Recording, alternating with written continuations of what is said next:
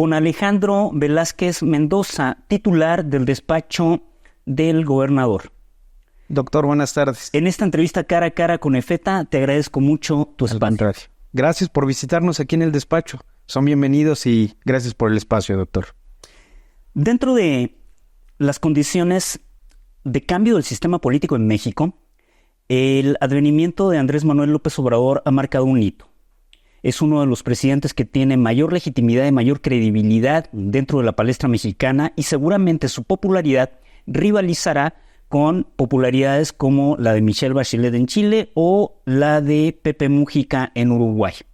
En este trazo, después de 9 décadas de que Hidalgo fuera el bastión priista, donde los gobernadores eran de extracción priista, proviene un proyecto alternativo. Y es un proyecto también alternativo de ruptura del sistema político anterior, del antiguo régimen, de la vieja política, y Julio Menchaca Salazar se erige como gobernador del estado de Hidalgo, el primer gobernador de extracción no priista.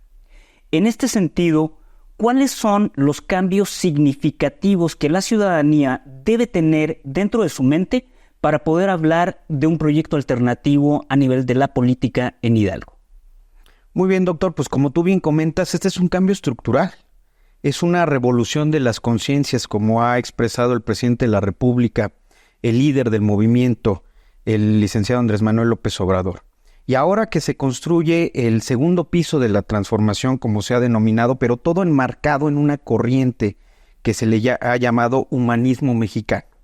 Es esta corriente la que le da sustancia a este cambio, el que enmarca los valores, los principios de no robar, no mentir, no traicionar al pueblo. Y esta transición es radical precisamente porque se enmarca en una nueva doctrina de pensamiento. A diferencia, por ejemplo, del 2000, donde el cambio fue superficial, fue cosmético, pero perduró esa alianza nociva que mucho tiempo estuvo vigente en el país, que impulsó el modelo neoliberal. En el estado de Hidalgo, como tú bien mencionas, era un bastión del priismo. Durante 9 décadas estuvo gobernado por un mismo grupo, por un mismo partido. El gobernador Menchaca ha roto esas inercias. El compromiso del gobernador, uno de los tantos, fue combatir la corrupción y se está haciendo. La estafa siniestra que se descubrió precisamente en esta administración, que ha llevado a diversos servidores públicos, ex servidores públicos, algunos en funciones, a enfrentar procesos judiciales, hoy está teniendo las primeras sentencias, por ejemplo. Se han podido recuperar más de 150 millones de pesos producto de ese desvío masivo de recursos. Se ha invertido en el Instituto Hidalguense para devolverle al pueblo lo robado. Y ese recurso se está destinando para los apoyos para personas con discapacidad. Un convenio que se firmó el año pasado entre el gobierno federal y el gobierno del estado, que va a tener un aumento progresivo en el apoyo y en el número de beneficiarios, que comenzó con 50 millones de pesos el año pasado y hoy asciende a 70 millones de pesos la contribución del gobierno del estado, que es una contribución en términos igualitarios a la del gobierno federal. ¿Y de dónde se están obteniendo los recursos? Precisamente del combate a la corrupción. Ese es uno de los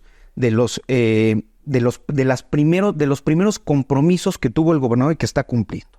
El segundo compromiso... Sí, doctor. Dentro de lo que dice Alejandro Velázquez, Alejandro Velázquez le ha dado al despacho del gobernador un cariz de profesionalismo que no vimos en otras administraciones. Sin embargo, hay 2 condiciones que quiero que Alejandro Velázquez me comente. En primera instancia, se instauraron 2 protocolos a nivel nacional e internacional, uno que tiene que ver con la norma ISO 9001 Así es. y ISO 37001.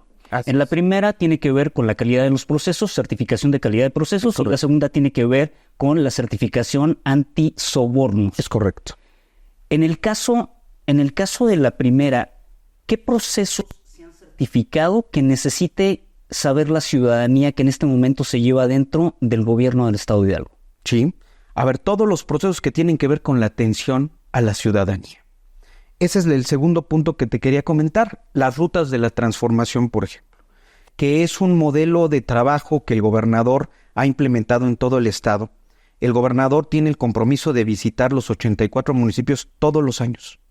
El primer año llevó a cabo este objetivo, y en este segundo año estamos a punto de lograr. Tuvo un impasse, ¿no? Tuvo un impasse, pero por la cuestión electoral. Por la cuestión electoral, pero no se detuvo.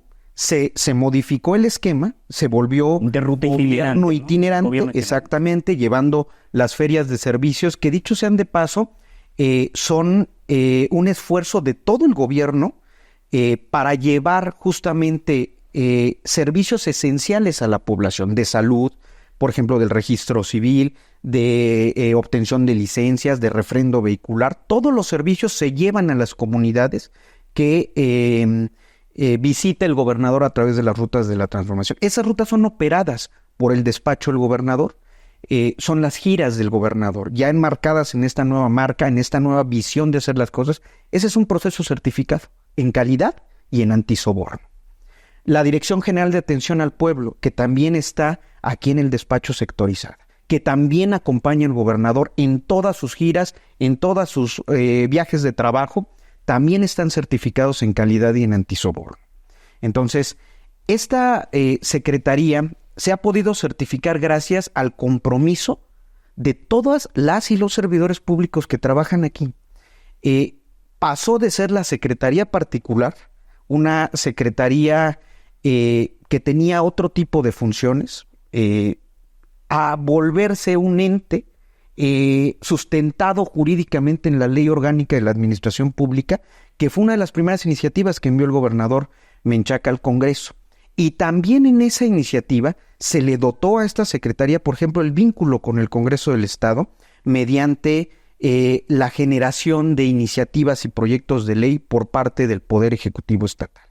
Ley que se suscribe un convenio también con el Senado de la República, sí, ¿no?, para trazar rubros de capacitación importante dentro de los servidores públicos y darle frescura al servicio civil de carrera, que el servicio civil de carrera es un anhelo dentro de la burocracia no solo estatal, sino a nivel nacional, para poder tener ciertos escalafones, ¿no?, en cuanto a meritocracia se refiere, ¿no? Es tener estándares mínimos de trabajo. ¿Para qué? Insisto, para atender a la ciudadanía con dignidad, con calidad, con sensibilidad, con empatía. Y para eso se necesita capacitar permanentemente a todas las personas que trabajamos en el gobierno. Necesitamos actualizarnos en el marco jurídico, por ejemplo. Necesitamos actualizarnos en nuevos procedimientos de calidad, en nuevos procedimientos de atención. Y eso es a través de la mejora continua. Y todo son procesos, doctor, todo.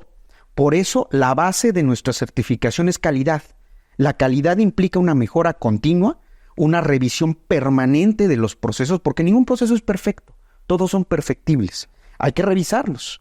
Entonces, y no nada más el sistema se queda como una especie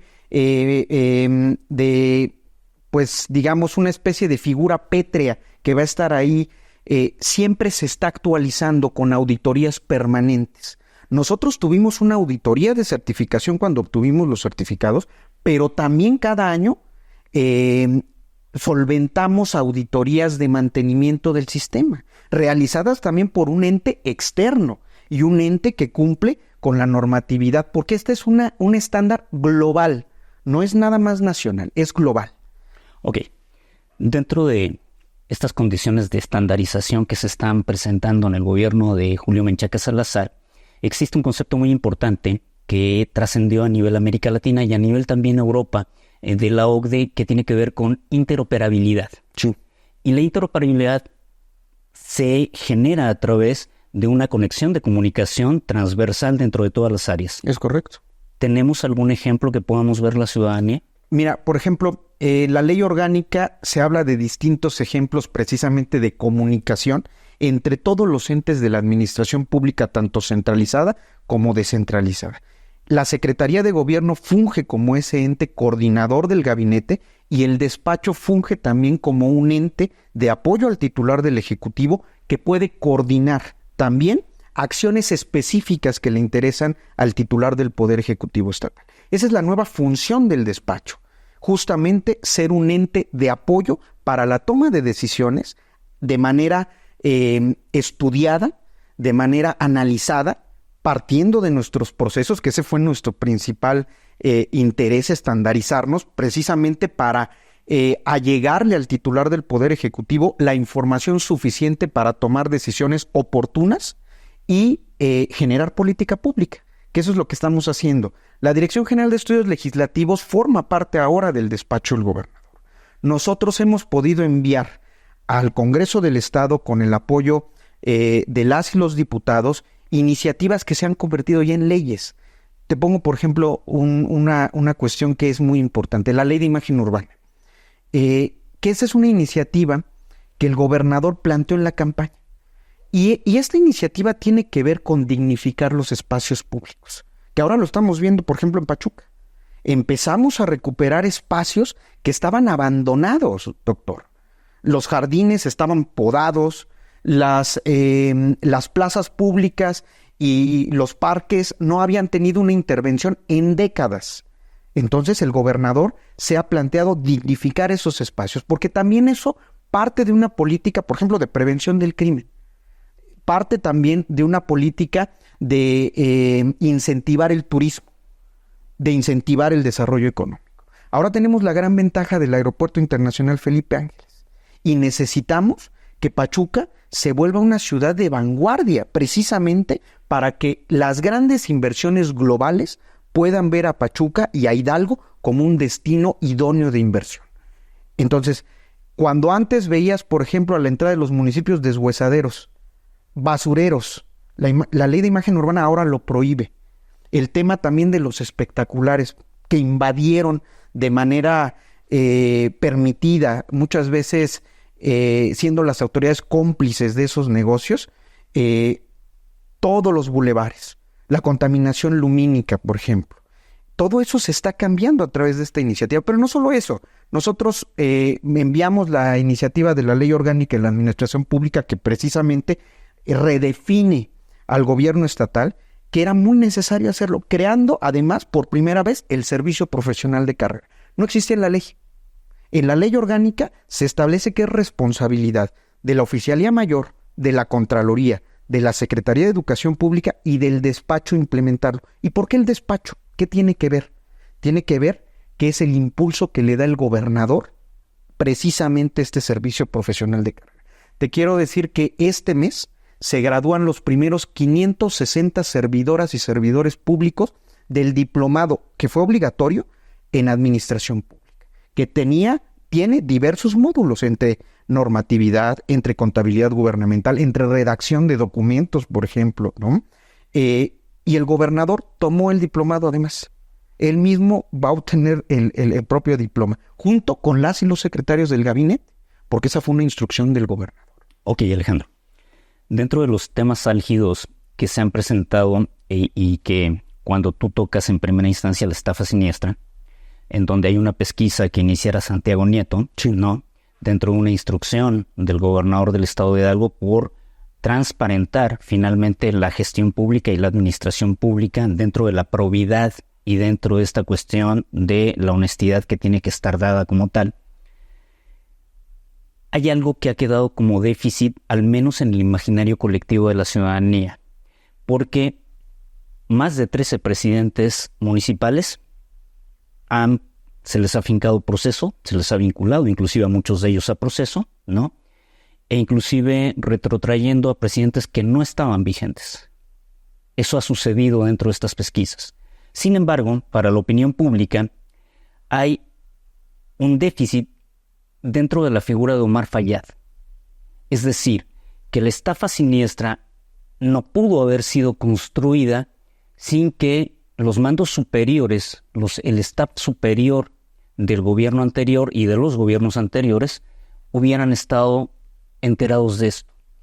El déficit que pregunta la ciudadanía es ¿por qué los servidores públicos solamente son de niveles medios? ¿Por qué no hemos visto, no hemos percibido una acción concreta a niveles superiores? Mira, en la instrucción del gobernador de combatir precisamente este ilícito tiene que ver con que no haya impunidad. que ese es un punto central.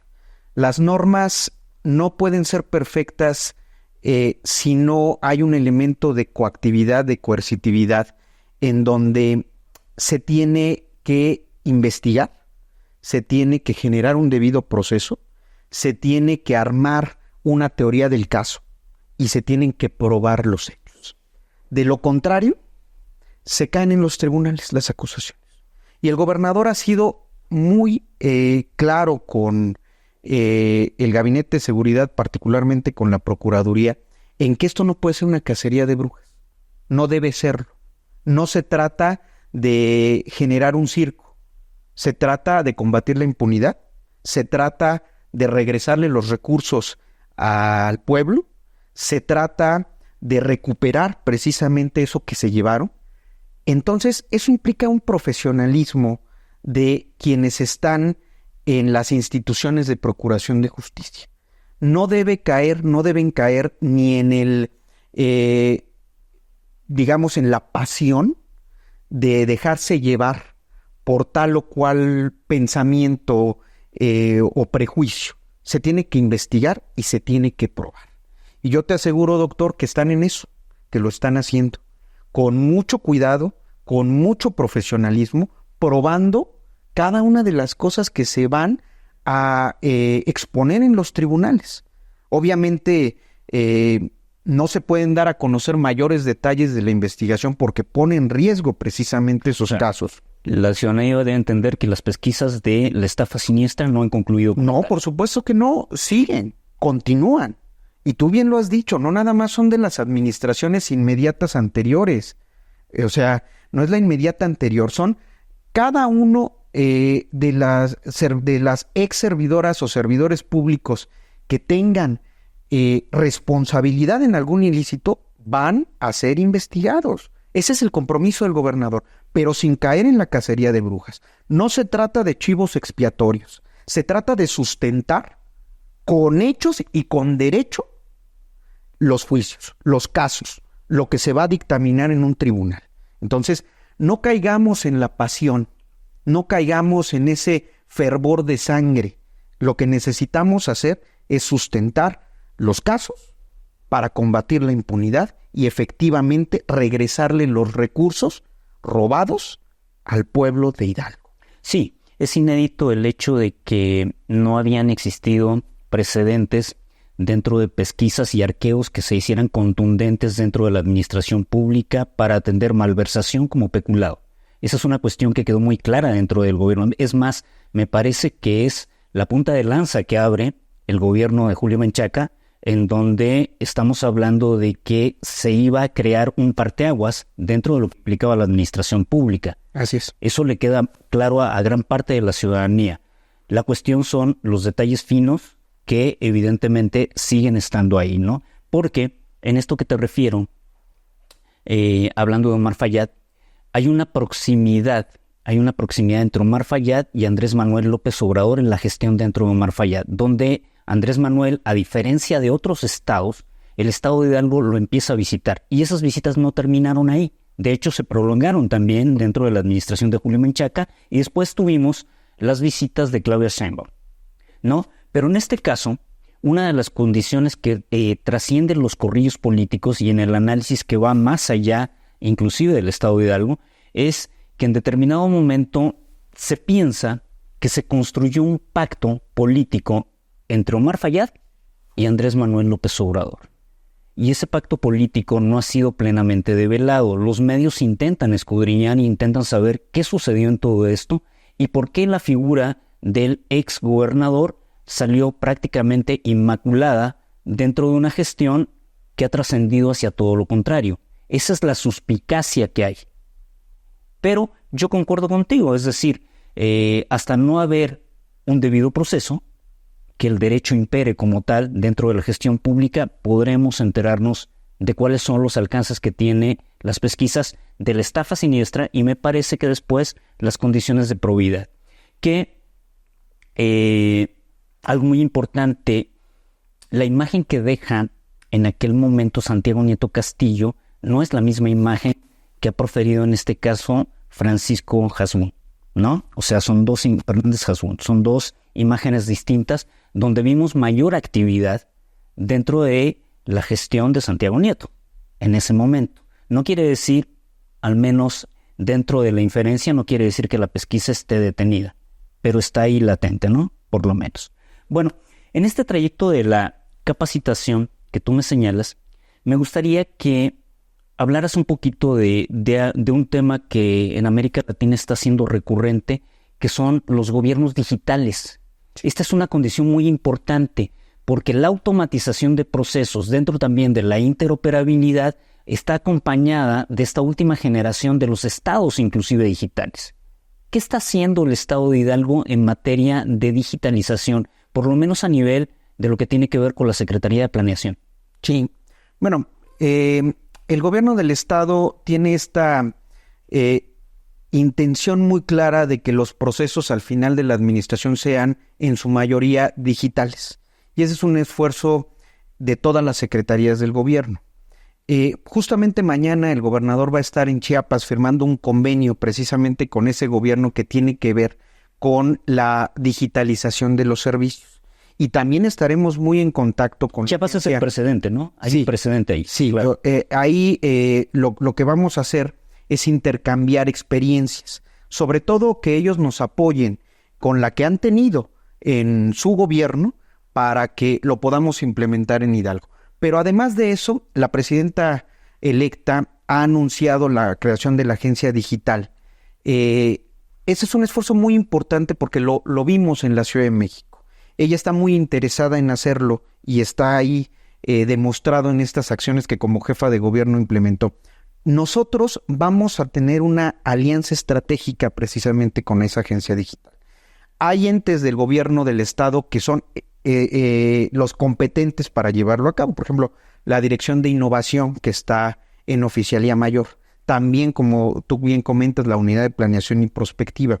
Y justamente desde el despacho el gobernador nos ha pedido que coadyuvemos en ese esfuerzo, pero insisto, son políticas que en este momento su dirección radica particularmente en la Dirección de Innovación de Oficialía Mayor. Entonces te aseguro que se va a estar presentando una vez que concretemos los acuerdos con el gobierno entrante, una estrategia muy importante para que Hidalgo entre en esta dinámica de formar un gobierno digital y que pueda permitir, entre muchas otras cosas, la rendición de cuentas, que es lo que más le interesa al gobernador, generando una cultura digital, generando un esfuerzo masivo de digitalización de documentos, generando un esfuerzo masivo de transparentar los procesos, los responsables, las matrices. La ciudadanía va a tener claridad de lo que está haciendo la administración, quiénes son los responsables, cómo se está aplicando el recurso, cuáles son los indicadores, que eso es muy importante, y cuáles fueron los resultados. Y así la ciudadanía va a poder evaluar de manera mucho más informada a sus autoridades. Bueno, en los hechos, revisando el Plan Estatal de Desarrollo de Julio Menchaca, hay colindancia también con la Estrategia Digital Nacional de López Obrador. Correcto. Esa fue una condición sumamente interesante. Así es. Porque teníamos una especie de elefante blanco, ¿no? De otras administraciones donde las cuestiones digitales no se vieron como tal.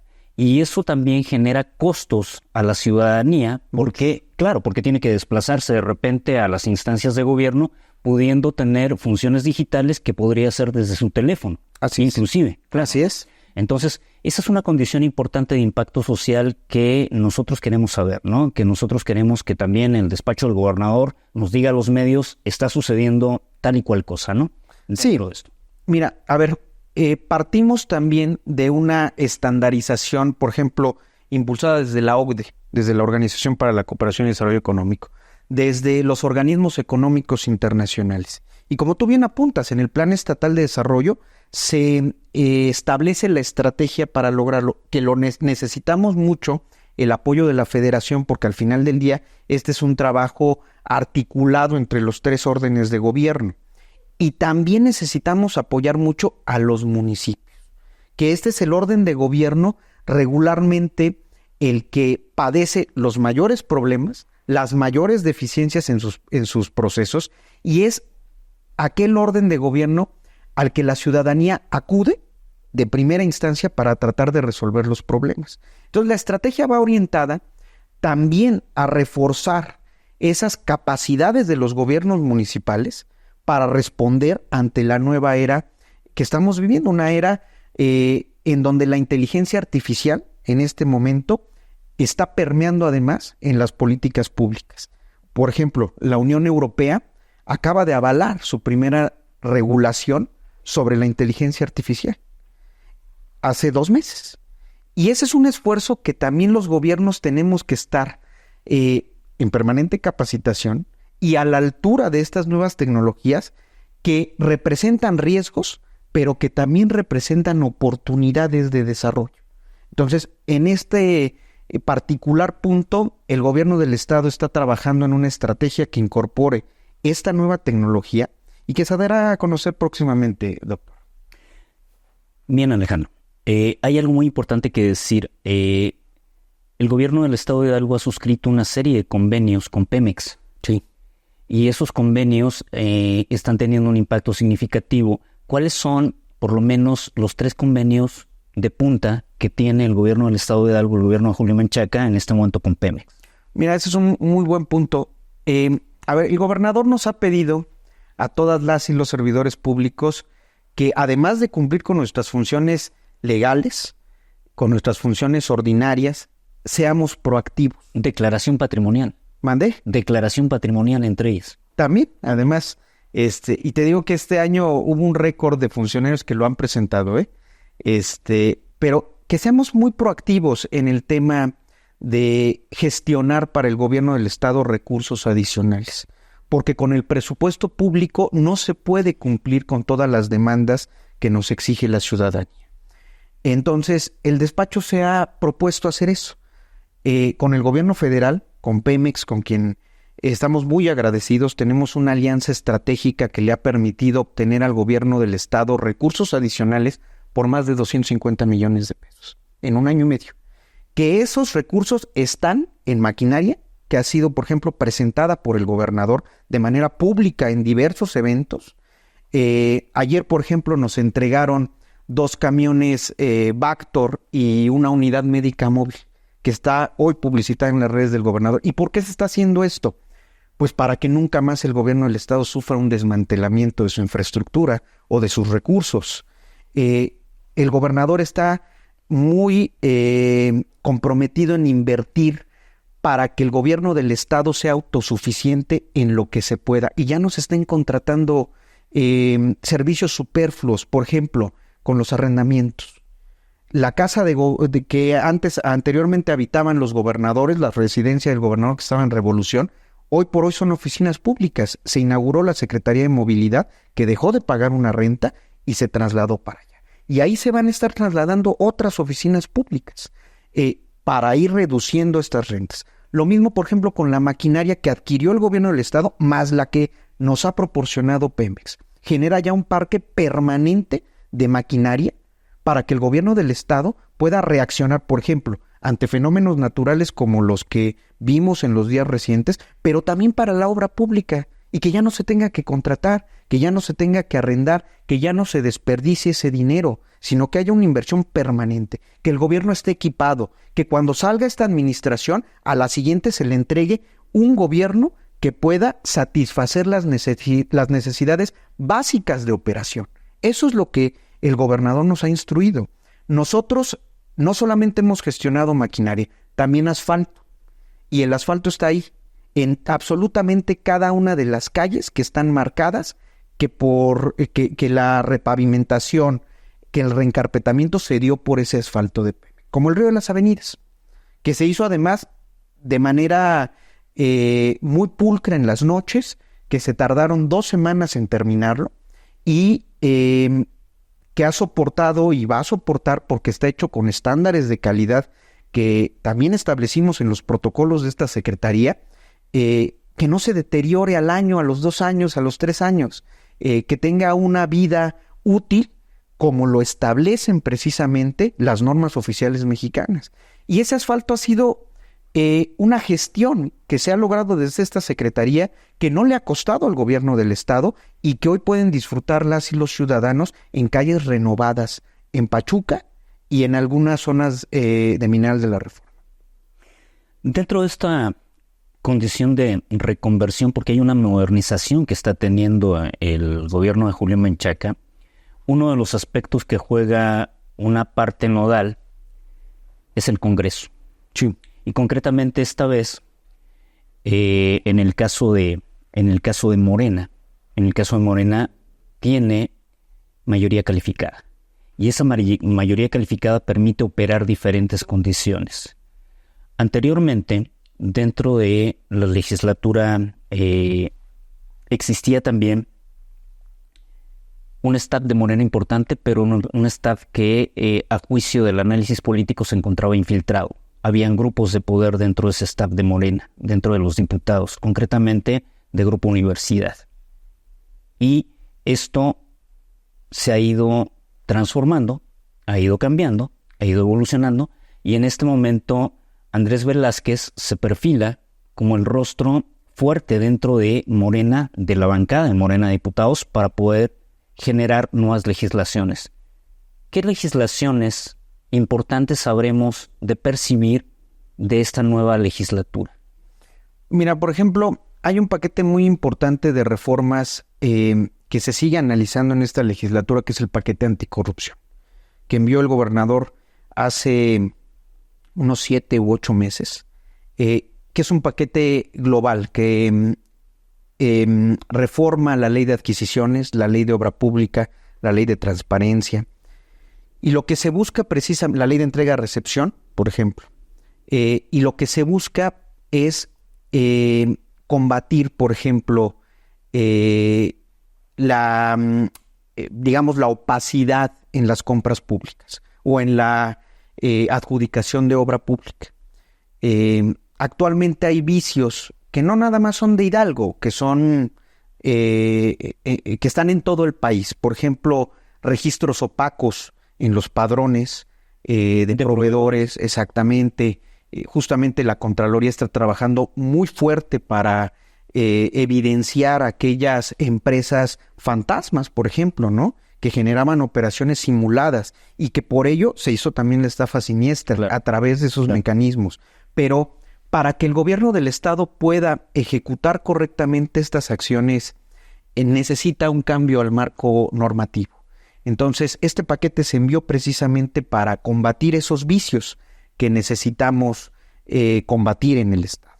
Entonces, yo espero que con esta legislatura podamos sacar adelante ese paquete anticorrupción, y también mi reconocimiento a las y los diputados de esta legislatura, porque su trabajo ha sido muy valioso.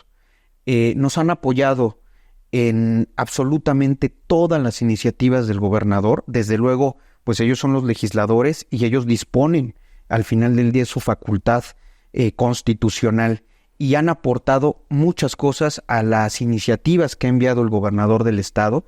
Y te digo, por ejemplo, un caso muy específico, la reforma electoral, que se enriqueció en el Congreso con la aportación de las y los diputados de todas las fuerzas políticas del estado, que se invitó al Instituto Estatal Electoral, al Tribunal Electoral, y el resultado fue ahorrarle al erario más de 50 millones de pesos en el reciente proceso electoral, pero además esa reforma se sometió a un examen de regularidad constitucional ante la Suprema Corte de Justicia, se impugnó mediante una acción de inconstitucionalidad.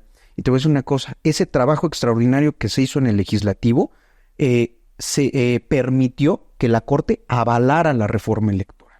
Entonces, en esta legislatura hay mucho profesionalismo, hay mucho compromiso, mucha responsabilidad con el Estado, y en la siguiente legislatura estoy seguro que va a generar también otro hito, mi estimado doctor, porque como en todas las instituciones hacen falta cambios, hacen falta modificaciones, y muchas de las y los diputados que hoy llegan al Congreso del Estado tienen trayectorias profesionales sólidas, tienen una trayectoria en el servicio público muy relevante. Algunos han sido secretarios de Estado, subsecretarios, funcionarios federales, empresarios. Entonces, es una legislatura conformada por perfiles muy capaces que estoy seguro que van a transformar el poder legislativo.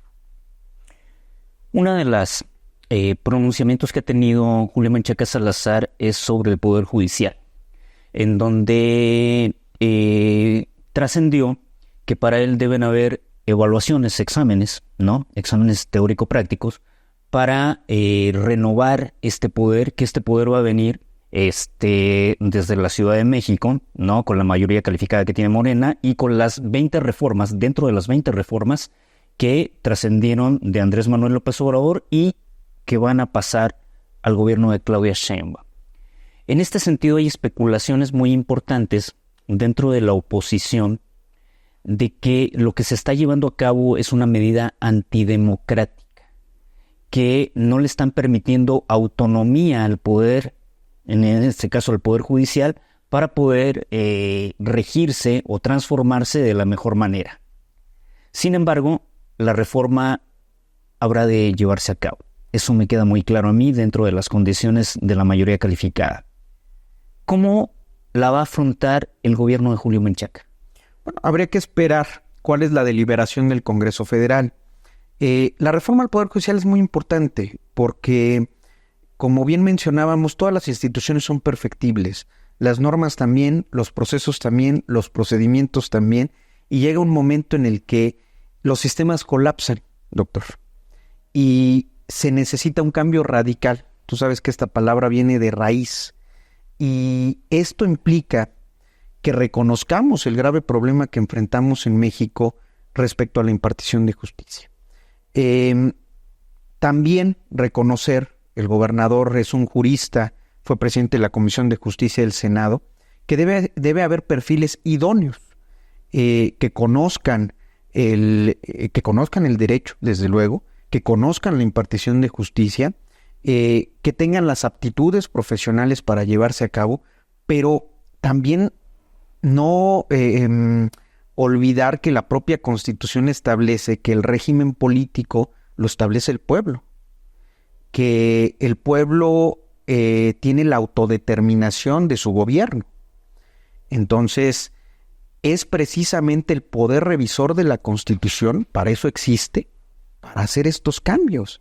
Las reformas constitucionales implican un proceso que no nada más decide el Congreso Federal, se conforma a través del constituyente permanente, que también lo integran las legislaturas estatales, precisamente pues para hacer los cambios de raíz que se necesitan. Entonces, esta iniciativa que ha propuesto el presidente de la República ha detonado un gran debate que se necesita en México y que para que se tenga éxito en reducir los niveles de impunidad, que eso de ahí parte todo, no se trata de aumentar las penas o de aumentar los castigos, se trata de reducir la impunidad. El Estado punitivo nunca funcionó, al menos no en México. Pues mira, el derecho ha venido evolucionando a través de los siglos y precisamente las penas y los castigos se ha comprobado, cuando menos desde el siglo XVIII, que no impactan mucho en el índice delictivo, pero combatir la impunidad, eso sí. O sea, no importa que la pena sea de 100 años o sea de 10, hay que detener al delincuente y hay que someterlo a un proceso y sentenciarlo. En la medida en la que como estados nacionales hagamos eso, se va a poder salvaguardar ese elemento primordial del Estado, que es garantizar la seguridad de las personas.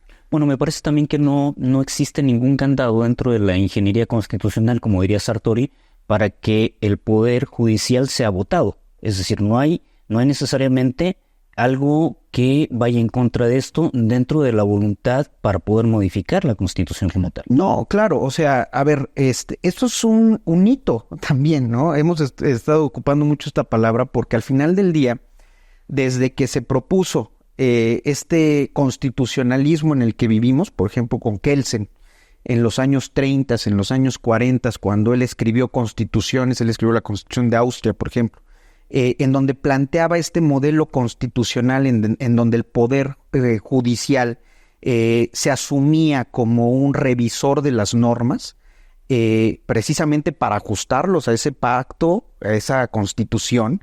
Nunca se vislumbró que los jueces podían ser votados, ¿no? Originalmente se pensaba que los poderes judiciales eran contramayoritarios, pero las cosas cambian, las sociedades se transforman y enfrentan nuevos retos, nuevos desafíos. Y esto es lo que está planteando el presidente, justamente, hacer un cambio radical, que sí impacta en la teoría constitucional, cuando menos acá en Occidente. Entonces, vale mucho la pena que nos adentremos en ese debate. Si van a ser votados o no van a ser votados los integrantes del Poder Judicial, bueno, es una decisión que se va a tomar en el Congreso Federal, pero sí necesitamos plantearnos un cambio en el modelo. Es imperativo, doctor. Me parece que hemos atendido a los tres poderes, al Ejecutivo que tiene en sus manos en este momento Julio Menchaca, al Legislativo que ya está dentro de las huestes y dentro de la formación de Morena, y me parece que también el Poder Judicial. El Poder Judicial que mucho antes de que hubiera la reforma y que se plantee la reforma como tal, Julio Menchaca había tomado cartas en el asunto en Hidalgo. Hay una cuarta figura institucional dentro de Morena que en Hidalgo ha presentado un cierto déficit, un cierto vacío de poder. Es el partido de Morena. Y dentro de esta condición que ha manejado el líder, Marco Rico, hubieron una serie de vaivenes dentro de la selección de candidatos en el proceso electoral que acabamos de tener, donde hay una especie de cisma que se da dentro de la designación de candidatos que tenían que ver en Mineral de la Reforma por parte de Morena. Y esto genera después una serie de convulsiones a su interior, y el partido se presenta dentro de todo el esquema de gobierno, dentro de todo este esquema de gobierno que hemos hablado, se presenta como la parte débil. ¿Qué opinión te merece esto? Mira, los partidos, como todos los movimientos, nosotros primero el Movimiento de Regeneración Nacional comienza como un movimiento en donde se aglutinan diversas corrientes del pensamiento. Y no diría que hubo ni una ruptura previo a las elecciones, tampoco. Es natural que haya posiciones encontradas. Es normal, es sano, es democrático.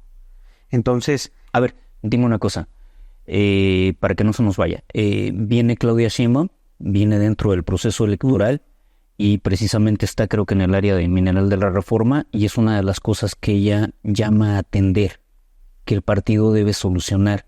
¿Esto no te parece que había ninguna convulsión o atendía a esta salud política que debe tener el partido? ¿El llamado que hace Claudia es una cuestión de salud política?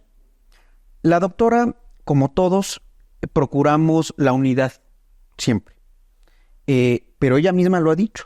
Al final del día, el debate es sano, la divergencia es sana, y se debe de conducir a través de canales y mecanismos que en este momento el partido, no solamente en el Estado, a nivel nacional, está consolidando, está en algunos casos creando y en otros casos consolidando, con instituciones partidistas que puedan resolver estos problemas. Pero a ver, el conflicto siempre va a ser parte de la vida, doctor. Es una cuestión beberiana, el conflicto es inherente a la formación social. Es correcto. De acuerdo. Entonces los partidos así son también. Pero eso no implica que no haya unidad en el partido. Eso no implica que no haya liderazgos reconocidos. Eso tampoco implica que caminemos separados o por vertientes distintas. Y se probó en la elección pasada. En Hidalgo, Morena obtuvo un respaldo mayoritario. Y es gracias también al trabajo interno del partido. Entonces, se pueden ver siempre las cosas malas y hay que verlas porque hay que corregirlas. Pero también hay mucha fraternidad, hay mucho compañerismo, hay mucha camaradería al interior del partido. Entonces, estoy seguro que cualquier problema que tenga el movimiento al interior lo va a poder resolver, porque hay esa fraternidad, porque tenemos muy claro lo que el presidente ha establecido en esta corriente de pensamiento con el que iniciamos nuestra charla, doctor, con este humanismo mexicano. Y eso lo tienen claro las y los militantes de Morena. Y no solamente de Morena, de la coalición.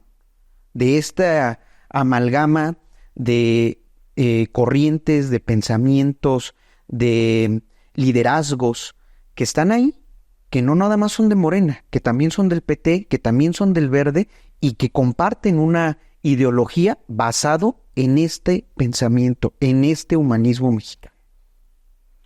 Por último, me gustaría que nos precisaras qué relación tiene el Plan Claudia o el Plan C, el plan de Claudia Sheinbaum, con las rutas de la transformación del gobernador Julio Menchaca. ¿A qué te refieres específicamente? Sí, me parece que algo que se está trazando, el Plan C no atiende solamente o exclusivamente a la instauración de las reformas que se van a dar dentro de la mayoría calificada tanto del Congreso Federal como lo que va a pasar en Hidalgo. Pero también tiene una estela de operación política importante, es decir, no es solo una condición de la transformación necesaria de las condiciones estructurales, como tú señalas, sino también que dentro de estas condiciones estructurales hay condiciones superestructurales, y esas condiciones son políticas. En este momento, en Hidalgo, 54 municipios le pertenecen a Morena, están gobernados por Morena, más las condiciones que puede tener de alianza. Inclusive el ayuntamiento, que es el punto nodal, un epicentro político del ayuntamiento de Pachuca, ya está también en manos de Morena, de Jorge Reyes concretamente. ¿Cuál es la vinculación política entre el Plan Claudia, entre el Plan C y las rutas de la transformación dentro de la operación política de Morena? Pues mira, definitivamente es fortalecer la democracia. A ver, el presidente ha sido muy claro en que necesitamos reformar las estructuras del poder en México precisamente para democratizarlo. Durante 40 años, durante el periodo neoliberal, hubo un grupo que controló las instituciones de manera muy notable. Y fue justamente hasta la irrupción del presidente, con este cambio pacífico, que se pudo romper ese sistema, que pudo generarse una nueva visión de gobierno. Entonces, las dos cosas vienen de la mano, justamente. A ver, los cambios jurídicos que se están haciendo obedecen a que el derecho es una herramienta de la política, doctor. No se puede disociar una cosa de la otra. El mandato popular fue democratizar las instituciones, por eso está planteando democratizar el Poder Judicial, democratizar los organismos autónomos, entre otras instituciones. Y eso se traslada al esquema jurídico, que va a ser avalado precisamente por esa fuerza política mayoritaria que está en las cámaras. Entonces, no se disocia una cosa de la otra. Y el fin fundamental que ha dicho el presidente, que ha dicho la doctora, es que en México la democracia mayoritaria sea el modelo permanente de gobierno. Que nunca más un grupo cerrado, endogámico en algunos casos, controle los destinos de cientos de millones de mexicanos. Eso no puede ser. Esa es la intención del Plan C, que se permee este modelo político en el modelo jurídico y se vuelva un Estado auténticamente democrático, el Estado Nacional Mexicano. Le agradezco esta entrevista cara a cara y peta a Alejandro Velázquez. Y gracias. Deseo que el gobierno de Julio Menchaca siga con estas rutas de transformación de la conciencia. Gracias, doctor. Gracias. Muchas gracias por visitarnos.